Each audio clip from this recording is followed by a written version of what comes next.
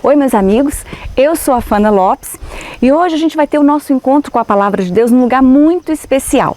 Eu estou aqui hoje num lugar chamado Refúgio Cristão.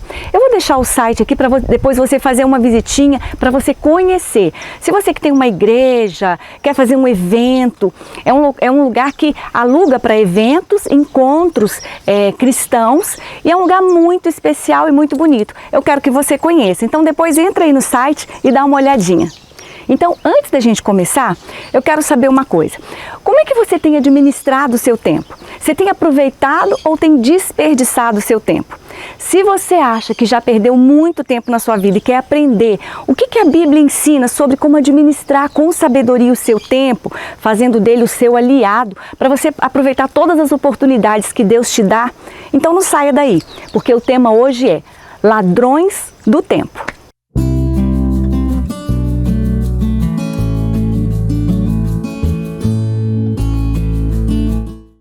Então vem para cá. O texto que a gente vai ler hoje está na carta de Paulo aos Efésios, lá no capítulo 15, só os versículos 15 e 16, que dizem assim: Portanto, vede prudentemente como andais, não como nécios, e sim como sábios, remindo o tempo, porque os dias são maus. Neste texto, Paulo está ensinando que para a gente aproveitar todo o nosso tempo, a gente não pode ser nécio. Nécio é aquele que não tem conhecimento. A gente não pode ser insensato. A gente precisa de sabedoria, de prudência, para a gente poder remir o tempo, ou seja, para a gente aproveitar ao máximo o nosso tempo. Paulo ainda diz que a gente precisa ser cuidadoso e andar de forma sábia, porque a vida é curta. Então ele diz assim, remindo o tempo, porque os dias são maus. O que é remir o tempo? Remir o tempo significa então aproveitar ao máximo, aproveitar esse tempo ao máximo. Significa então otimizar, aproveitar ao máximo cada oportunidade, mas de forma prudente, de forma sábia. Algumas pessoas perguntam assim, por que remir o tempo? Por que ser um bom mordomo do tempo? E a resposta pode ser, porque nunca mais haverá um dia como hoje. Vocês devem conhecer um provérbio muito antigo que diz assim, há 3 coisas que nunca mais voltam: a flecha lançada, a palavra pronunciada e a oportunidade perdida. O livro de Jó fala então sobre a brevidade da vida terrena. Até a gente falou sobre isso na semana passada. Ele fala da brevidade da vida terrena, dizendo que os nossos dias na terra, eles não passam de uma sombra. Então, diante dessa verdade, a gente se lembra da oração de Moisés, quando ele disse assim, ensina-nos, Senhor, a contar os nossos dias, para que alcancemos coração sábio. Esse texto está lá em Salmos, capítulo 90, versículo 12. Cada dia, ele só pode ser vivido em sua plenitude se a gente viver cada um deles na presença de Deus.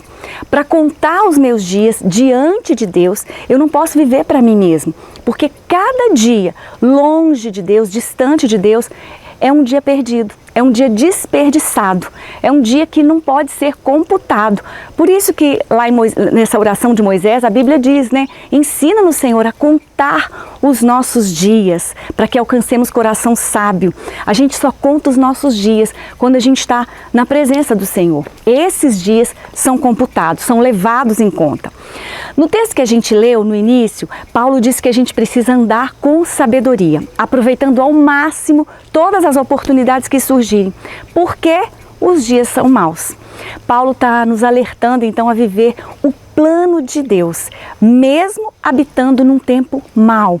Ou seja, por mais que os dias sejam maus, por mais que a gente viva cercado e pressionado pelo mal o tempo todo, ainda assim a gente tem que permanecer sóbrios para aproveitar todas as oportunidades de Deus. Nesses dias maus, a gente tem muitos recursos para realizar as nossas tarefas, mas a gente precisa estar atento, porque cada um desses recursos fabulosos que a gente tem por aí, ele pode se tornar um estorvo, ele pode se tornar uma armadilha que vai tentar me impedir de remir o meu tempo, como está lá no texto que a gente leu. E em todo esse contexto, ao invés então de discutir quantitativamente o nível de maldade do mundo, Paulo então resolveu dar para a gente uma orientação prática, Ou seja, ele ensinou para a gente o seguinte: que atitude eu e você devemos ter quando a gente se vê cercado pelos dias maus? E a resposta de Paulo para nós é: aproveitem bem todas as oportunidades que vocês têm. O nosso desafio então é vencer o mal com o bem, como está lá na palavra de Deus. O nosso maior privilégio é poder nos dedicar à obra do Senhor, vendo os campos que estão já prontos para a ceifa. A Bíblia diz assim: por isso, hoje, se ouvirdes a voz do Senhor, não endureçais o coração. Ou seja, os dias são maus, mas hoje é o dia aceitável para a gente fazer as obras do reino, para a gente proclamar o Evangelho de Cristo. A gente ouve o tempo todo as pessoas dizerem assim: o tempo está voando, a semana mal começou e já está terminando. Quando você percebe, o ano já acabou. O tempo passa rápido demais. Mas essa é a visão que a gente tem quando a gente não tem que lidar com o inesperado. Porque quando ele surge, quando o inesperado surge, dependendo da situação, parece que o relógio parou. Você já precisou ficar numa palestra sem ter o menor interesse pelo que o palestrante está falando? Você já precisou ficar numa parada esperando pelo próximo ônibus porque você acabou de perder o seu acabou de passar? Você já ficou numa fila de banco em dia de pagamento? Você já precisou ficar internado num hospital? Nessas situações, parece que um minuto se transforma numa eternidade. Então, quanto tempo vale um minuto? Depende. Eu ouvi alguém dizer uma vez que depende do lado da porta do banheiro que você está. Se você estiver do lado de dentro, o tempo parece que não faz muita diferença. Mas se você estiver apertado e do lado de fora, alguns segundos são uma eternidade. Em um acidente, por exemplo, alguns segundos, eles podem fazer toda a diferença. Então, como a gente está falando de tempo e de como o tempo passa rápido, a gente vai ver que a vida ela é um verdadeiro paradoxo.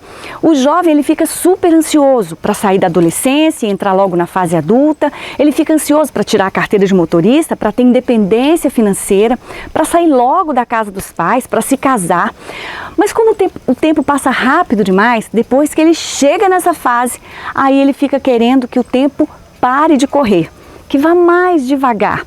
Mas aí não tem jeito, porque o tempo não para, como já disse um cantor por aí. Na verdade, o tempo parece decolar numa viagem frenética até o seu destino final. Mas o fato é que, muitas vezes, a gente vive como se o tempo fosse um recurso inesgotável. Isso é uma ilusão muito perigosa. Tem um ditado que diz que o tempo é a moeda mais valiosa que existe. O tempo é um verdadeiro tesouro que depois que a gente perde, não pode mais ser recuperado. É por isso que a gente precisa aprender a não andar como nécios, mas andar como sábios, como Paulo falou pra gente.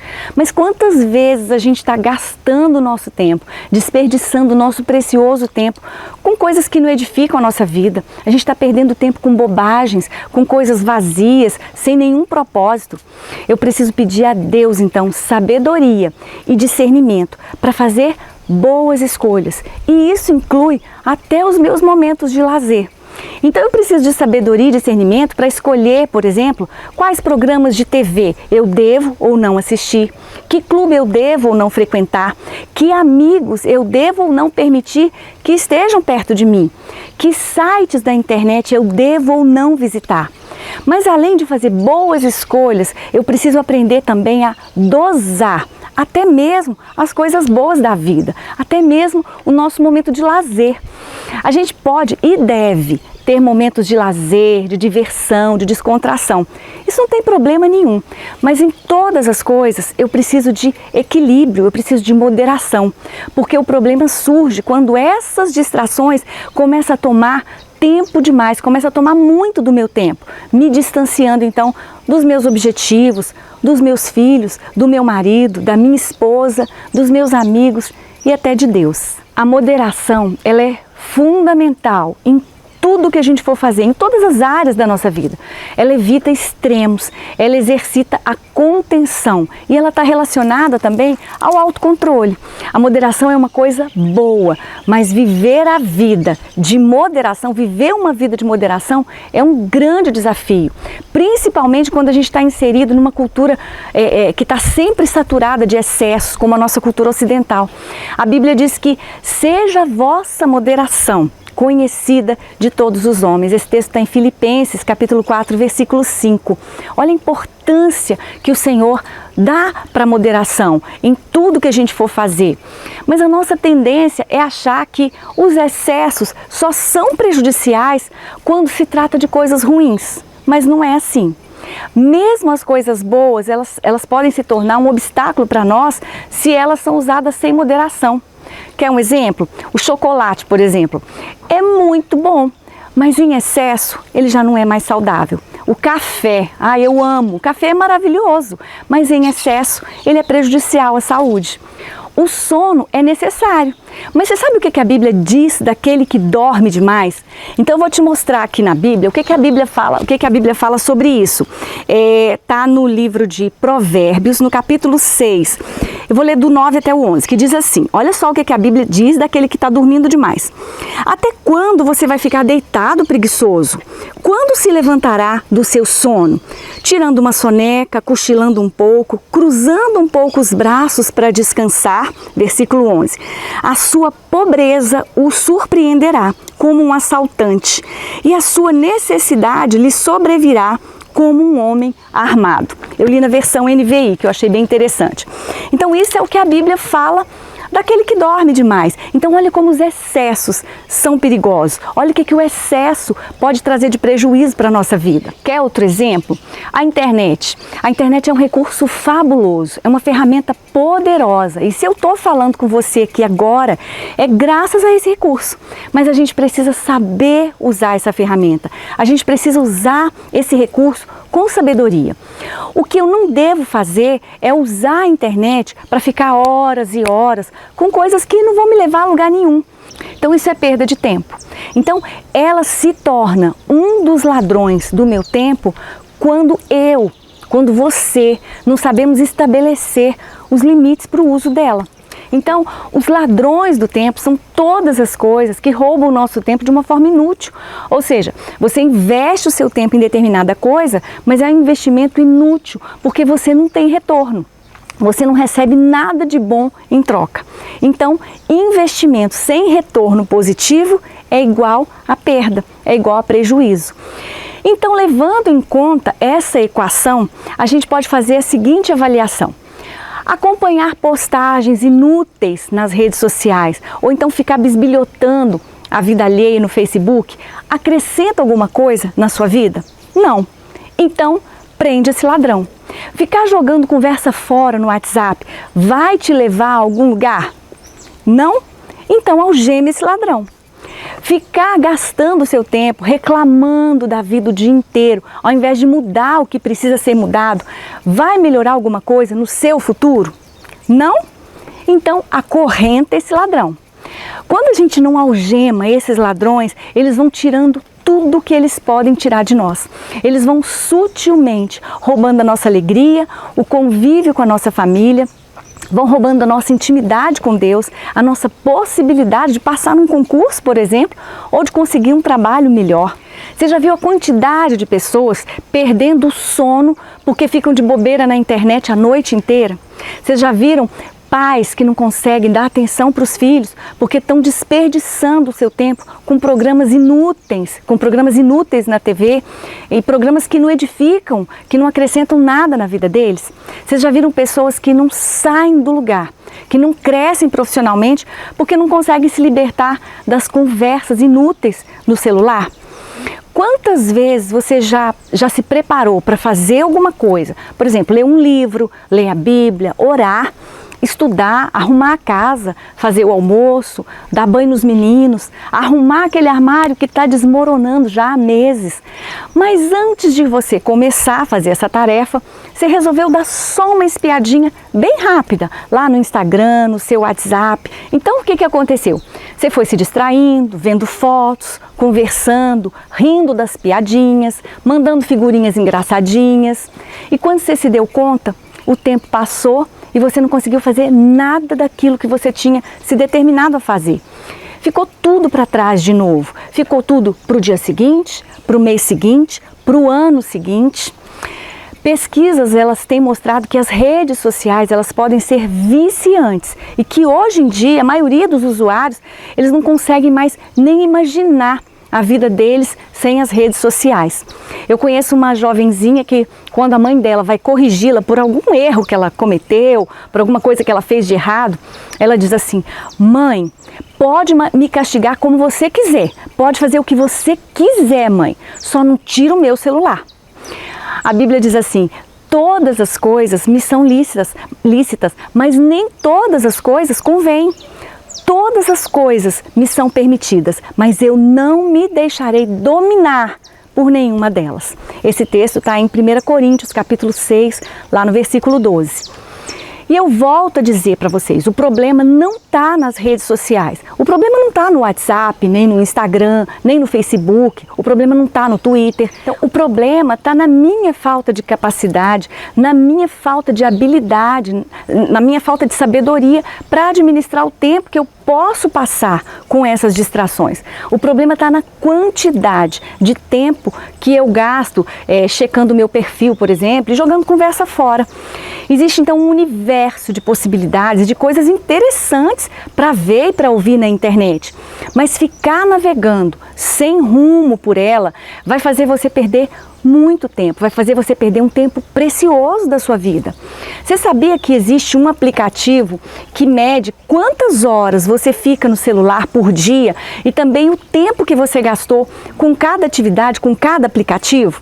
Dá uma olhadinha, pesquisa aí para você ver. Você vai se surpreender com o tempo que você está desperdiçando nas redes sociais e em aplicativos de entretenimento.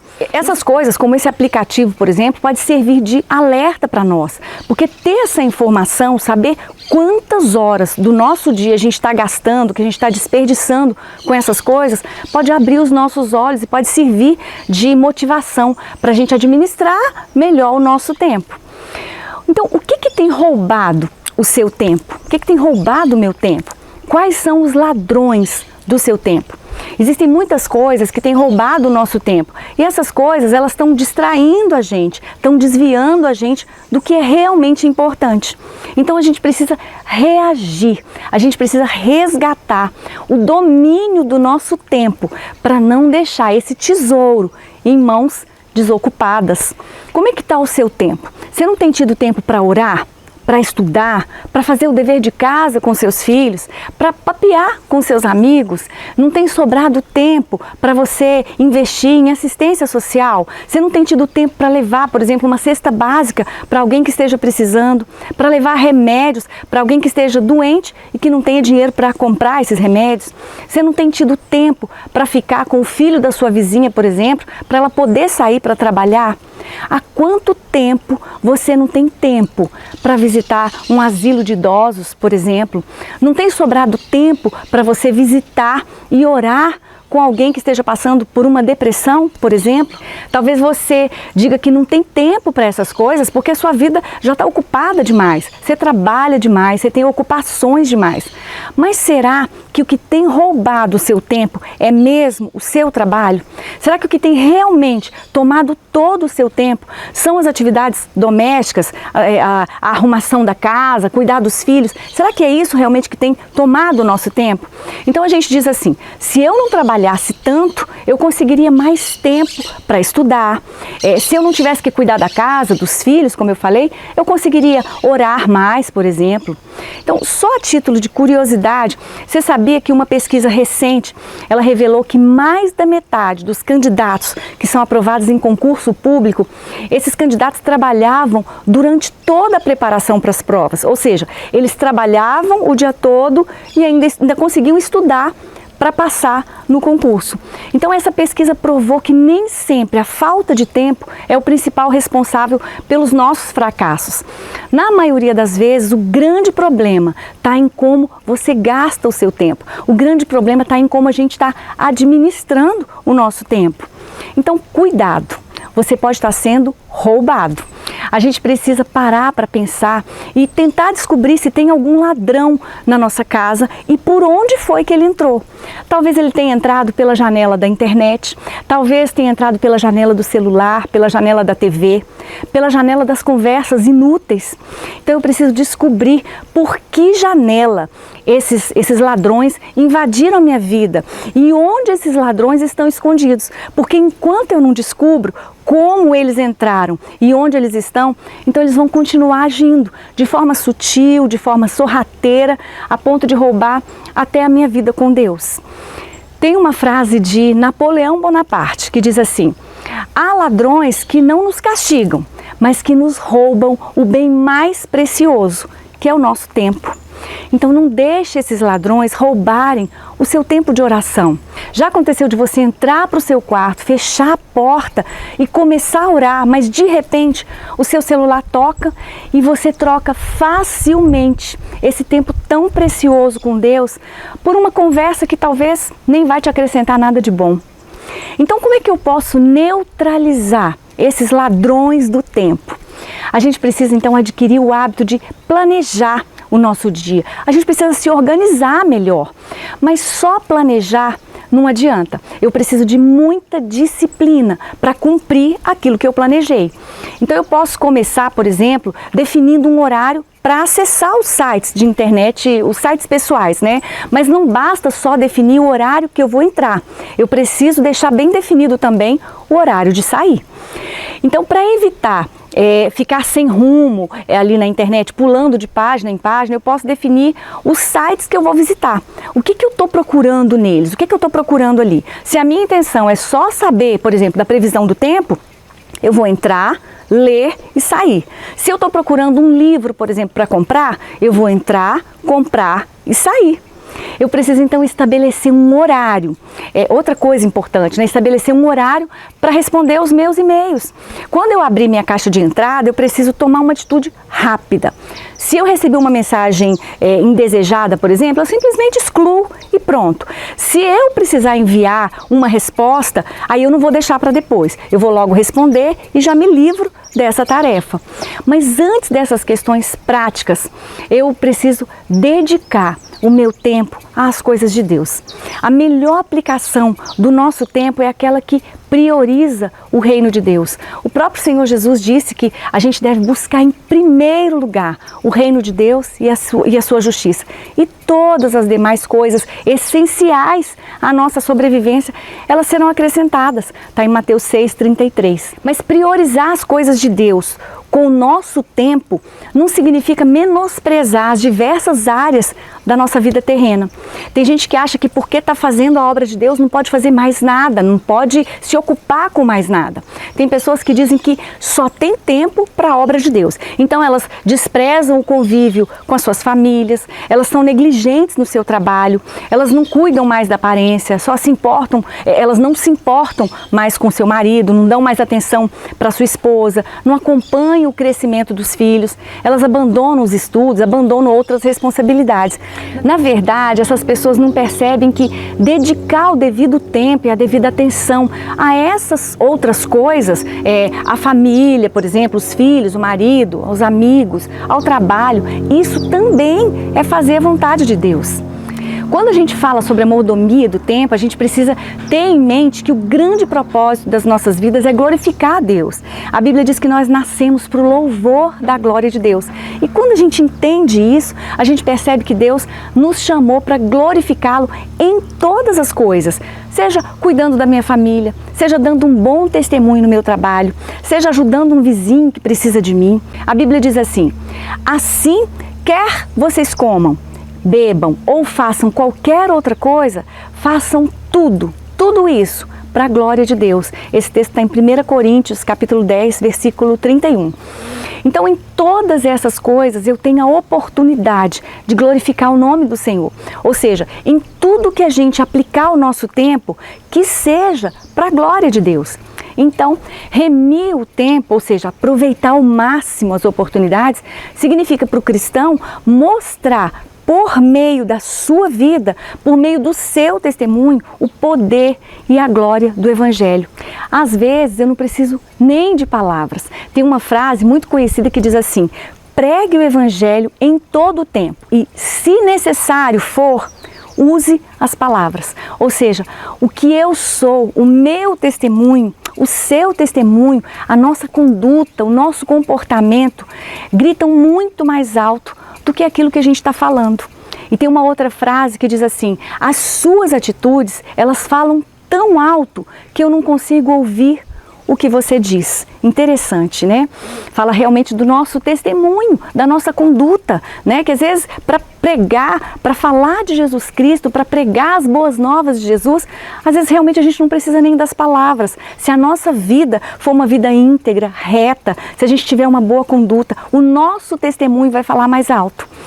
Para nós cristãos, então, a mordomia do tempo, ela está diretamente relacionada a uma vida guiada, direcionada, dirigida pelo Espírito Santo.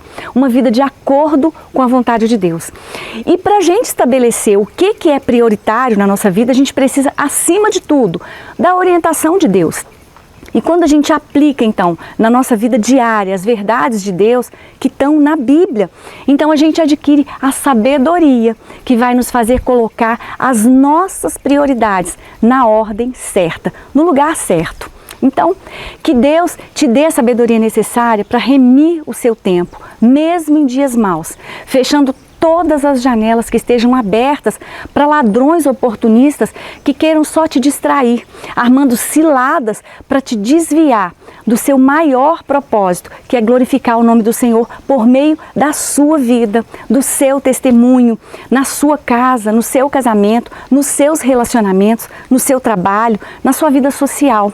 Então, pregue o Evangelho de Cristo com a sua vida e, se for necessário, use as palavras. Amém? Essa foi a mensagem de hoje. Se você gostou, compartilhe com seus amigos, dê o seu like e se inscreva no canal para que a gente esteja juntinho aqui de novo, na próxima semana, vivendo a Palavra de Deus. Obrigada pela sua companhia, um grande beijo, fiquem com Deus e até lá, se Deus quiser.